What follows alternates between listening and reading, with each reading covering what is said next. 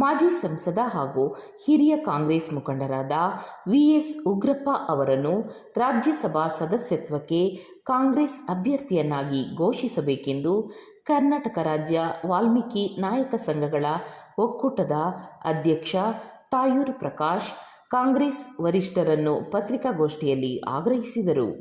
ಕರ್ನಾಟಕ ರಾಜ್ಯ ವಾಲ್ಮೀಕಿ ನಾಯಕ ಸಂಘಗಳ ಒಕ್ಕೂಟದ ರಾಜ್ಯ ಘಟಕದ ಹಿರಿಯ ಉಪಾಧ್ಯಕ್ಷ ದೇವರಾಜ್ ಪಾಳೆಗಾರ್, ಮಹರ್ಷಿ ವಾಲ್ಮೀಕಿ ಚಾರಿಟೇಬಲ್ ಟ್ರಸ್ಟ್ ಅಧ್ಯಕ್ಷ ಎಡದೊರೆ ಮಹೇಶ್ ನಾಯಕ್, ಮಾಜಿ ಗ್ರಾಮ ಪಂಚಾಯಿತಿ ಸದಸ್ಯ ಮೂಗೂರು ಶೇಷಣ್ಣ ಹಾಗೂ ಉದ್ಯಮಿ ಓಂಗುರು ಶಿವಣ್ಣ ಪತ್ರಿಕಾಗೋಷ್ಠಿಯಲ್ಲಿ ಉಪಸ್ಥಿತರಿದ್ದರು. ನಾವು ವಿಚಾರ ಮಾಡ್ತಾ ಇದ್ದೀವಿ ಅಂದರೆ ಇಡೀ ರಾಜ್ಯದಲ್ಲಿ ನಾಯಕ ಸಮಾಜ 5ನೇ ಸ್ಥಾನದಲ್ಲಿ ಇರ್ತಕ್ಕಂಥ ಬಹುದೊಡ್ಡ ಸಮಾಜ.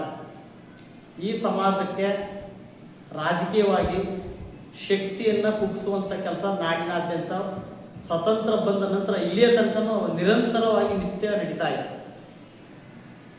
ಈಗ ಆಲ್ರೆಡಿ ವಿಧಾನ ಪರಿಷತ್ತಿನ ಮಾಜಿ ವಿರೋಧ ಪಕ್ಷದ ನಾಯಕರು ಮತ್ತು ಮಾಜಿ ಲೋಕಸಭಾ ಸದಸ್ಯರಾಗಿರ್ತಕ್ಕಂಥ ಜನಪ್ರಿಯ ನಾಯಕರಾಗಿರ್ತಕ್ಕಂಥ ಶ್ರೀಯುತ ವಿಎಸ್ ಉಗ್ರಪ್ಪನವ್ರನ್ನ ಸದನದ ಒಳಗೆ ಮತ್ತು ಹೊರಗೆ ಅವರು ಅತ್ಯಂತ ಶೋಷಿತರ ಪರವಾಗಿ ಕಾನೂನಾತ್ಮಕವಾಗಿ ಅವರು ಈ ತಳ ಸಮುದಾಯ ಶೋಷಿತಕ್ಕೆ ಒಳಪಟ್ಟಂತೆ ಎಲ್ಲ ಸಮಾಜದ ಪರವಾಗಿ ಅವರು ನಿತ್ಯ ನಿರಂತರವಾಗಿ ಹೋರಾಟವನ್ನು ಮಾಡ್ತಕ್ಕಂಥ ವಿಎಸ್ ಉಗ್ರಪ್ಪನವ್ರನ್ನ ರಾಜ್ಯಸಭೆಗೆ ಆಯ್ಕೆ ಮಾಡಬೇಕಾಗಿ ಈ ಮೂಲಕ ನೂತನ ಮುಖ್ಯಮಂತ್ರಿಗಳಾಗಿರ್ತಕ್ಕಂಥ ಡಿ.ಕೆ. ಶಿವಕುಮಾರ್ ಅವರಿಗೆ ನಾವು ಈ ಒಂದು ಪತ್ರಿಕಾ ಗೋಷ್ಠಿಯ ಮುಖಾಂತರ ಅವ್ರಿಗೆ ಅಭಿನಂದನೆಗಳು ಹೇಳುವುದರ ಜೊತೆಗೆ ಮುಖ್ಯಮಂತ್ರಿಗಳಿಗೆ ಒತ್ತಾಯವನ್ನು ಕೂಡ ಇವತ್ತು ನಾವು ಮಾಡ್ತಾ ಇದ್ದೇವೆ. ಇದೇ ತಿಂಗಳು ಜೂನ್ ತಿಂಗಳಲ್ಲಿ ಅಂತ್ಯಗೊಳ್ಳುವ 4 ಸ್ಥಾನ ವಿಧಾನ ರಾಜ್ಯಸಭೆ ಮತ್ತು ವಿಧಾನ ಪರಿಷತ್ತು ಇತ್ತು, ಅದು ಈಗ 3 ಜನನ ಆಯ್ಕೆ ಮಾಡಿದ್ದಾರೆ. ಉಗ್ರಪ್ಪನವ್ರಿಗೆ ನಾವು ಹೇಳೋದೇನೋ, ಉಗ್ರಪ್ಪನವ್ರಿಗೆ ಯಾಕೆ ಕೊಡಿ ಅಂತ ಹೇಳ್ತೀವಿ ಅಂದರೆ ಈ ಸಮಾಜದ ಅವರು ಅತ್ಯಂತ ಹಿರಿಯ ಹೋರಾಟಗಾರರು, ಈ ಸಮಾಜದ ಕಾಳಜಿಯುಳ್ಳವರು, ರಾಜ್ಯ ಮಟ್ಟದಲ್ಲಿ ಅವರು ಹೆಸರನ್ನ ಮಾಡಿರ್ತಕ್ಕಂಥವ್ರು. ಮತ್ತು ತಳವಾರ ಪರಿವಾರ ಸೇರ್ಪಡೆ ಕೂಡ ಹಿಂದೆ ದೇವೇಗೌಡರ ಒಂದು ನೇತೃತ್ವದಲ್ಲಿ ಚಂದ್ರಶೇಖರ್ ಪ್ರಧಾನಮಂತ್ರಿಗಳಾಗಿದ್ದಾಗ ಆ ಉಗ್ರಪ್ಪನವರ ಒಂದು ಆಶಯದಂತೆ ಈ ಸಮಾಜಕ್ಕೆ ಸಾಮಾಜಿಕ ನ್ಯಾಯವನ್ನು ಕಲ್ಪಿಸಿಕೊಟ್ಟಂಥವ್ರು ಶ್ರೀಮಾನ್ ಉಗ್ರಪ್ಪನವರು. ಹಾಗಾಗಿ ಉಗ್ರಪ್ಪನವ್ರಿಗೆ ರಾಜ್ಯಸಭಾ ಸದಸ್ಯರಾಗಿ ಮಾಡಬೇಕು ಅಂತೇಳಿ ನಾವು ಒತ್ತಾಯ ಮಾಡ್ತಾ ಇದ್ದೀವಿ.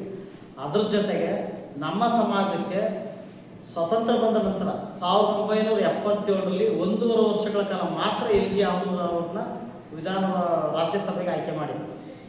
ಅದಾದ ನಂತರ ಇಲ್ಲಿಯ ತನಕ ನಮ್ಮ ಸಮಾಜದ ಪ್ರಾತಿನಿಧ್ಯವನ್ನು ಕಸ್ಕೊಂಡಿದೆ ಈ ಸರ್ಕಾರಗಳು, ಎಲ್ಲ ಸರ್ಕಾರಗಳು.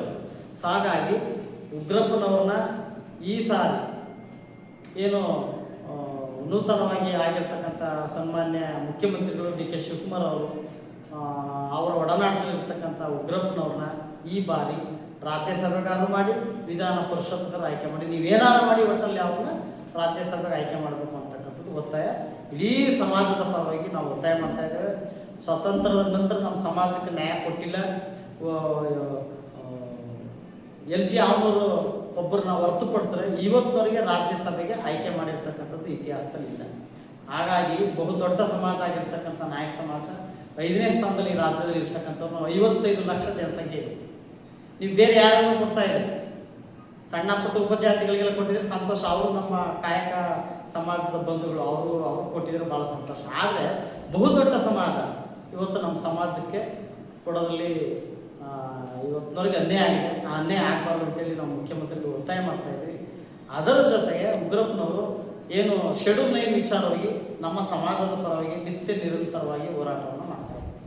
ಇವತ್ತೇನು 56,000 ಹುದ್ದೆಗಳು ನಮಗೆ ಸರ್ಕಾರ 56 ಸಮಥಿಂಗ್ ಏನು ಹುದ್ದೆಗಳಿದೆ, ಆ ಹುದ್ದೆಗಳಿಗೆ ನಮಗೆ ಸಾಮಾಜಿಕ ನ್ಯಾಯ ಸಿಗಬೇಕು ಅಂತಂದರೆ ಉಗ್ರಪ್ಪನವರ ರಾಜ್ಯಸಭೆಗೆ ಆಯ್ಕೆ ಮಾಡಬೇಕಾಗುತ್ತೆ. ಮತ್ತು ಶೆಡ್ಯೂಲ್ 9ಗೆ ಸೇರಿಸೋದಕ್ಕೆ ಕೇಂದ್ರ ಸರ್ಕಾರಕ್ಕೆ ಒತ್ತಡವನ್ನು ಹೇರುವಂಥ ಕೆಲಸನ ಉಗ್ರಪ್ಪನವರು ಈಗಾಗಲೇ ಸದನದ ಒಳಗೂ ಅವರು ಕೆಲಸ ಮಾಡಿದ್ದಾರೆ ಮತ್ತು ಹೊರಗಡೆ ಕೂಡ ರಾಜ್ಯ ಪ್ರವಾಸವನ್ನು ಮಾಡಿ ಬೀದರ್ನಿಂದ ಹಿಡಿದು ಚಾಮರಾಜನಗರವರೆಗೆ ಪ್ರವಾಸವನ್ನು ಮಾಡಿ ಅವರೀಗ ಈ ಸಮಾಜಕ್ಕೆ ನ್ಯಾಯ ಕೊಡಬೇಕು ಅಂತೇಳಿ ಅವರು ಶೋಷಿತರ ಪರವಾಗಿ ಬರೀ ಎಸ್ ಟಿ ಸಮಾಜಕ್ಕೆ ಹೊಂದಿಕೆ ಅಲ್ಲ, ಏನು ಅಹಿಂದ ವರ್ಗ ಏನಿದೆ ಆ ಎಲ್ಲ ವರ್ಗಗಳಿಗೂ ಅವರು ಸಾಮಾಜಿಕ ನ್ಯಾಯ ಕಲ್ಪಿಸ್ಕೊಡ್ಬೇಕು ಅಂತೇಳಿ ರಾಜ್ಯಾದ್ಯಂತ ಹೋರಾಟ ಮಾಡ್ತಿದ್ದಾರೆ. ನಿರಂತರವಾಗಿ ಅವರು ಹೋರಾಟವನ್ನು ಮಾಡ್ಕೊಂಡು ಬಂದಂಥ ಏಕೈಕ ನಮ್ಮ ಸಮಾಜದ ಒಬ್ಬ ವ್ಯಕ್ತಿ. ಅವರು ಕಾನೂನು ಪದವೀಧರರು ಮತ್ತು ಅತ್ಯಂತ ವೈಚಾರಿಕತೆ ಉಳ್ಳಂಥ ವ್ಯಕ್ತಿ ಸನ್ಮಾನ್ಯ VS ಉಗ್ರಪ್ಪನವರು. ಅವ್ರ ಹಿಂದೆನೂ ಕೂಡ ಅನೇಕ ಕಾರ್ಯಕ್ರಮಗಳಲ್ಲಿ ವಿಧಾನಸೌಧದ ಒಳಗಡೆ ನಿಗಮ ಮಂಡಳಿಗಳು ಮತ್ತು ಬೇರೆ ಬೇರೆ ಇಲಾಖೆಗಳು ಕೆಲಸ ಮಾಡಿದ್ದಾರೆ. ಅವರು ಕೊಡೋದ್ರಿಂದ ಈ ಸಮಾಜಕ್ಕೆ ಸಾಮಾಜಿಕ ನ್ಯಾಯವನ್ನು ಕಲ್ಪಿಸ್ಕೊಟ್ಟಂಗೆ ಆಯ್ತದೆ. ಸೊ ಹಾಗಾಗಿ ಸನ್ಮಾನ್ಯ ನೂತನ ಮುಖ್ಯಮಂತ್ರಿಗಳು ಮತ್ತು ಕಾಂಗ್ರೆಸ್ ಪಕ್ಷದ ರಾಜ್ಯ ಮತ್ತು ಕೇಂದ್ರದಲ್ಲಿರ್ತಕ್ಕಂಥ ಎಲ್ಲ ಕಾಂಗ್ರೆಸ್ ಪಕ್ಷದ ವರಿಷ್ಠರಲ್ಲಿ ನಾವು ಮನವಿಯನ್ನು ಮಾಡ್ತಾ ಇದ್ದೇವೆ. ಈ ಸಾರಿ 2026ರ ಒಂದು ಅವಧಿಯಲ್ಲಿ ಅವರಿಗೆ ರಾಜ್ಯಸಭಾ ಸದಸ್ಯರನ್ನಾಗಿ ಆಯ್ಕೆ ಮಾಡಬೇಕು. ಉಗ್ರಪ್ಪನವರು MP ಆಗಿದ್ದು ಕೇವಲ 6 ತಿಂಗಳು ಮಾತ್ರ. ಅವರು ಬಳ್ಳಾರಿಯಲ್ಲಿ MP ಆಗಿತ್ತು, 6 ತಿಂಗಳು ಮಾತ್ರ ಅವರಿಗೆ ಬೈ ಎಲೆಕ್ಷನ್ ಅವಕಾಶ ಸಿಕ್ತು.